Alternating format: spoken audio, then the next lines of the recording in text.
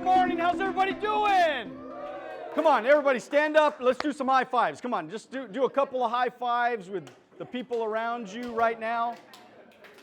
Let's go, let's go, let's go. I mean, you got to get fired up. I mean, this is like your life. You realize, right? This is your life we're talking about, right? It's not about Kevin. It's not about Christian. Go ahead and you can sit down now. But look, you know, it's not about any of us. It's about you. It's about your life. It's about what the next 10, 15, 20 years is going to look like for you. And the truth is, those years are going by anyways. Yes or yes? Yes. I mean, no matter what, it's going to happen. You're going to get older. You're going to need money. You're going to be in a situation where, look, I mean, we all know what's going to happen in the next 6 to 12 months. We're going to see major catastrophe in the market. It's going to be a bloodbath in the market. And if we don't start preparing for those inevitables, then those are the people that are going to get hurt. So thank you for being here today, because this is really about education. And so we're gonna get down to business. So Wealth on the Beach, what does that mean, by the way? Why did I write a book called Wealth on the Beach? It's a play on words. Matter of fact, I don't even live on the beach, okay? So I'm just letting you know, I don't, all, disclosure, right? But it's a play on words. It's that feeling that you get when you say those words. Y'all say wealth on the beach. Say wealth on the beach. Wealth on the beach. All right, when you say that, what's the first thing that comes to your mind? Yeah, freedom, man, right? Freedom and choices and options. Getting to do whatever you want to do whenever you want to do it. How cool is that? To get up, imagine getting up on Monday morning on the 1st of the month and all your bills are paid. How would y'all feel? Yeah. I mean, that feels good, right? I mean, that's what we all want, right? I love automatic draft. Who loves automatic draft? Like it's just the 1st of the month, automatic draft on all of your bills. That's wealth on the beach. That is wealth on the beach. That's what's supposed to happen. And all of you can have that happen for you. And by the way, I also, if you guys anybody like podcasts at all? So I have a podcast. It's called Wealth on the Beach as well. I've interviewed over 200 millionaires on Wealth on the Beach. So it's a very, very successful podcast.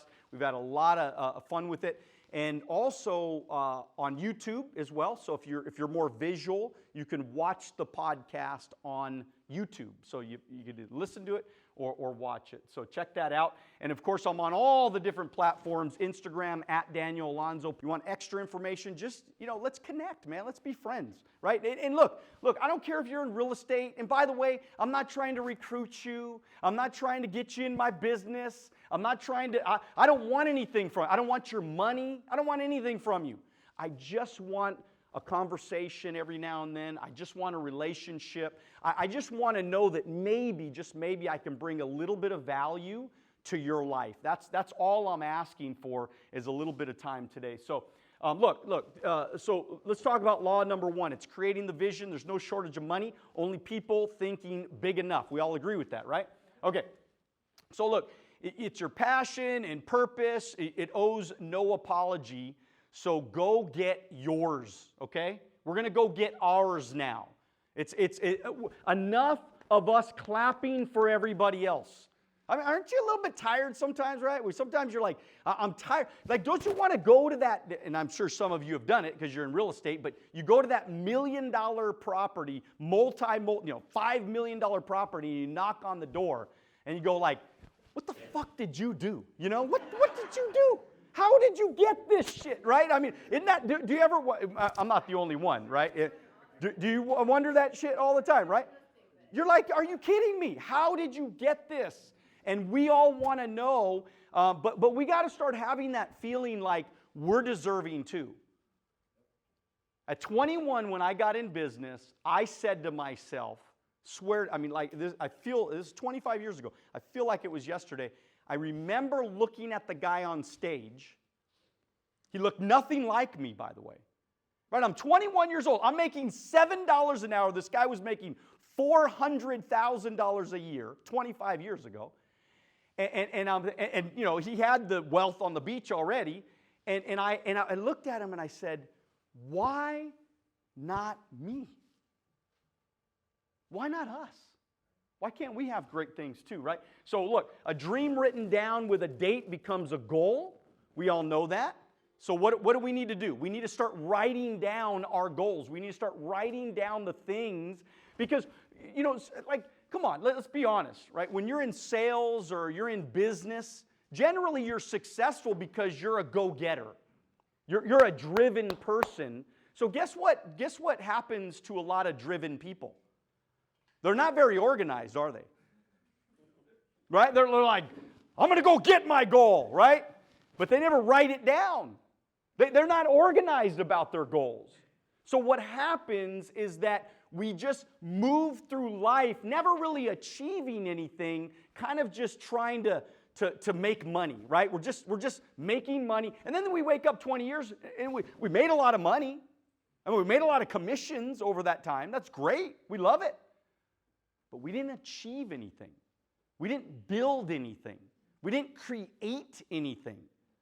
So there should be a mindset that says, today I'm going to write down what it is that I want, what it is that I desire, like Napoleon Hill tells us to do, and get to a point in our life where we're actually checking off, hey, look, this is achieved. I built that company. I built that business. I bought that property. I have that passive income. Whatever it is that you desire, you need to start writing this stuff down. And of course, y'all understand what the law of attraction is. It's just a philosophy suggesting that positive thoughts bring positive results into a person's life, while negative thoughts bring negative outcomes. How many, I mean, just be honest, how many of you sometimes are negative? Raise your hand, okay? And by the way, I'm raising my hand too, because I'm negative sometimes too. But I can tell you through the years in working with, I mean, thousands, probably tens of thousands of people by now, as we built our business, the people that don't make it in life, they're really negative, right? They're the opposite of optimistic. So be careful what you think about. Be careful what you allow. It's funny because, my kids, they're kids and they watch scary movies and they don't care about, people getting shot in the face and stuff like that, the stuff that's on TV and on movies today, right? I literally will turn my head I don't want to see that. I don't want to see negative stuff. I shy away from news. I very rarely watch the news. I don't want to, look, first of all, most of the news, can we affect it, yes or no? No, we can't affect it. There's nothing I could do, right? I mean, the whole town got shot up, 27 dead. What am I going to do? Honestly, what am I going to do? But by me allowing that information in my brain, what does it do? Because I'm a nice person. So it literally, one little negative thought could ruin your entire day. And I don't think we want to ruin our entire day, especially when we can't even do anything about what happened. So be careful what you allow between your two ears. Look, I wrote 150 goals of a lifetime, positive vibes each morning. I have a dream video. It's like a 4-minute video. It's basically my dream board, right? We've all heard of those dream boards before. The dream board, it's just in video form. And I want you guys, because this is what all of this has to do with you building an organization. You're the first one that's going to do it, and then you're going to transfer these beliefs and these thoughts and these ideas and these systems to your people. Because if you're building a team, do you want positive people or negative people? Positive people. If you're, I mean, seriously, right? If you have 100 agents in your organization, do you want them all to be writing down their goals? Yes or yes? Yes. You want them to have a dream video and they're dreaming big and they're thinking about changing their life and they're wanting to do something special? Of course we do. So this is why you have to do it first. I pushed up people and we created a great environment. So here's leadership. Okay, this is how you really build a team. A leader, a true leader, always sets the standard for his people by doing it first. He never asks, listen to me, you don't ask your people to do shit you haven't done or are not willing to go do. And by the way, it's okay if you haven't made it yet. It's okay if you're just starting. It's okay if you're just getting this thing going. There's nothing wrong with that. As the leader, to say, I am going to go work my tail off right now, get the results that matter, so then what? So then I can tell my people to go do it. So then with a straight face, with integrity, you can tell your people, look, I know how you feel. I've been out in the trenches. I've been out late at night. I mean, look, people ask me all the time, they're like, how did you know when you were going to make it? Like, how did you really know when you were going to make it in your industry? And I said, I remember, again, like yesterday, I remember driving up I think it was up in like Victorville or something like that, up in the mountains, and it was maybe Wrightwood, and it was a night where it was really cold, and it was like basically raining, snowing. And it was probably 11 o'clock at night. I used to have appointments, maybe 8 o'clock. Usually that was my latest appointment, but this one went really long. And I had a kind of a difficult appointment. The client was very rude to me. The client treated me like shit. I mean, I was a young kid. I mean, I was 21 and, just a couple years ago. And so, did you guys laugh right now? Did I hear you guys laugh? Okay. Anyway, so I was 21 and I was, and they kind of hurt me. And they were like just mean to me. This young kid just trying to make it in my life, just trying to be somebody, just trying to do something great, and they treated me like shit. And I remember driving home that night. I didn't get the sale. I didn't make a sale all day long. Maybe I didn't have a sale in a week, I don't know. But I felt so horrible driving home. And then all of a sudden, this little like light bulb went off in my head, and I said, wow, most people would not be willing to go through this. Most people would not be willing to go through what I am going. The pain, the agony, the feeling bad, the terror, right? Most people wouldn't do it. So I knew right then, and I made a decision like, I'm going to go do it. I'm willing to go through the pain because I know if I can get through it, eventually I'm going to get to where I want to go. Look, I mean, the right people are the people that are coachable. The right people are accountable. So when I ask an agent to do something, especially a new agent, like most of them, at least the right ones, they're going to say, all right, man, let's do it. Let's rock and roll. Let's make it happen. What do I got to do next? Just tell me what I got to do. I'll go do it. And I was that person. I was the most coachable. I was the most accountable. I called my coach every single day for 5 years. No ego. I had no ego. Ego keeps you broke, by the way, anyways. Most people with bad egos, they don't make any money.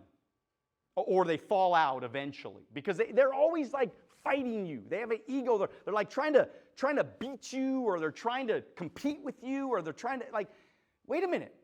This dude was making $400,000 a year. I was making $7 an hour. You think when he told me what to do, I wasn't like, when he said what to do, I did it. I was like, just tell me what I got to do. As long as it's legal, ethical, and moral, just tell me what I got to do. I'll do it. I'll work morning, noon, and night. Just tell me what I got to do. And I was obviously, you got to be focused. You got to have a focus. You got to be confident. And I think I really looked for those people, and this is who you should be looking for. Because as you start to recruit and train and build an organization, remember, there's a lot of people. There's 400 million people in the United States and Canada. If they're not coachable, if they're not accountable, if they're not focused, guess what? I ain't working with them. Because there's too many people that are like that. I just haven't found them yet. These are the people that make it. So if they're the right people, I'm gonna be on those people like white on rice. It's me and you, man. I'm gonna lock arms with them, and we're going to the moon together. We're gonna do something huge. And they know that, and they can feel it. But I'm looking for those people with a big dream to change their life. A title doesn't make you a leader. What makes you a leader is your ability to lead from the front. Leading from the front is the most, in my opinion, it's everything.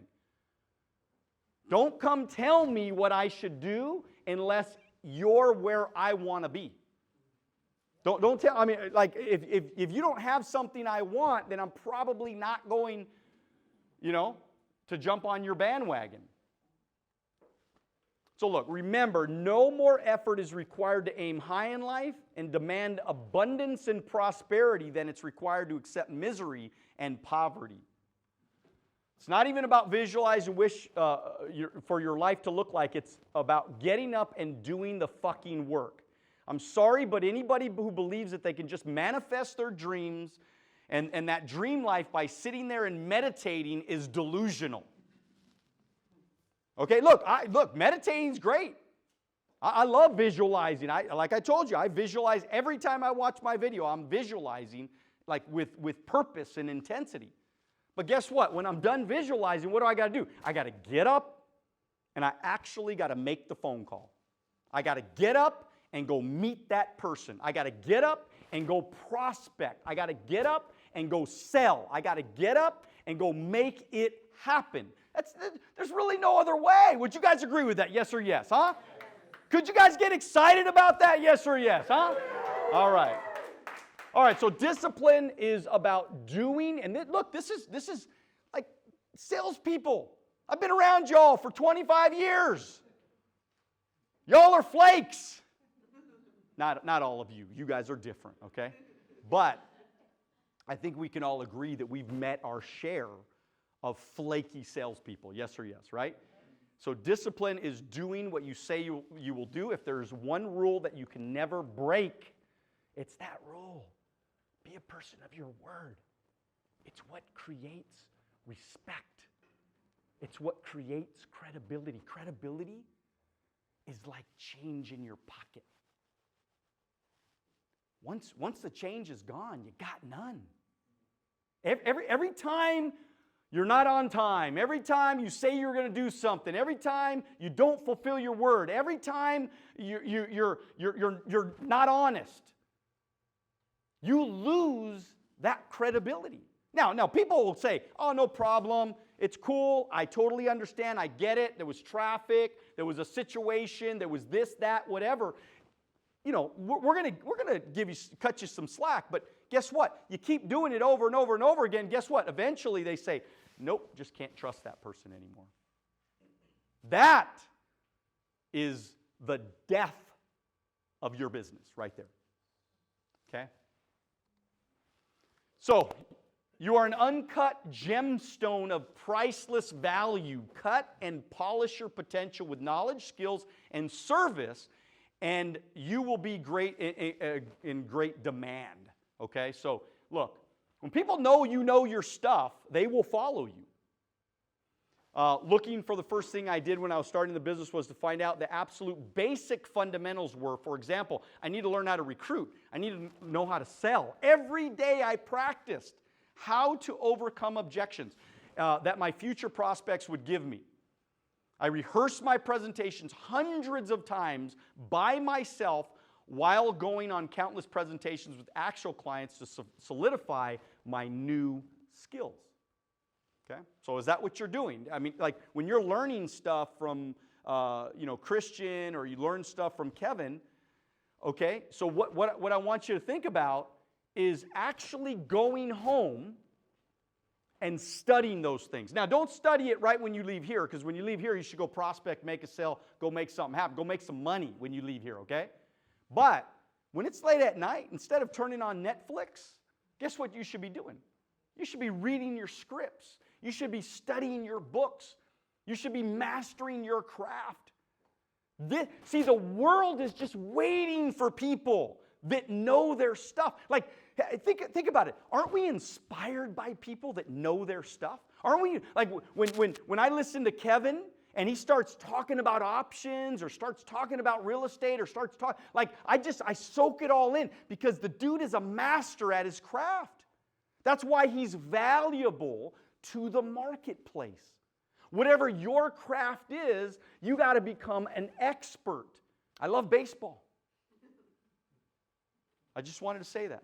No, I'm joking. I'm joking. Look, baseball is about repetition. It's just repetition, man.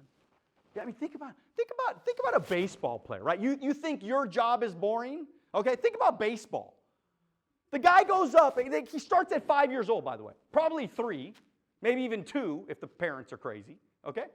And he gets a baseball bat in his hand, and all he does from 2 years old to 45, 50, sometimes they coach until they're 60 or 70.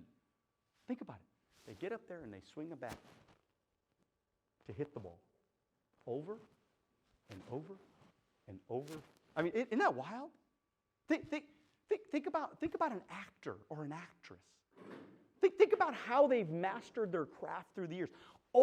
Memorizing lines over and over again. Singing a song just mastering that song, mastering that craft, mastering that scene. You guys follow me here? Right? Is that you?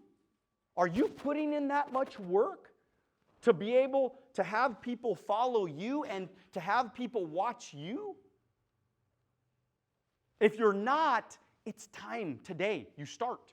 Is that a deal? Can we make a deal right now? If that's not you, you will become that. You will take this thing so seriously because, like I said in the beginning, this is your life we're talking about. Get a coach. When you buy knowledge, you buy what? You buy time. Learning is the only way to buy down the time tax of ignorance. And we're all ignorant somewhere. We all don't know something. And that's the beauty about having a coach, having a trainer. Right? I mean, think about it. You guys came here for free today. You're listening to multi-millionaires today, and it costs you nothing. Next time, we're charging you $500. I'm just letting you know. Okay? But do you understand what I'm saying? Like you should be soaking it up, going, wait a minute, I got to get that mindset. I got to think like Christian. I got to understand what they're saying. I got to do what they're saying. I got to take action on the things they're talking about.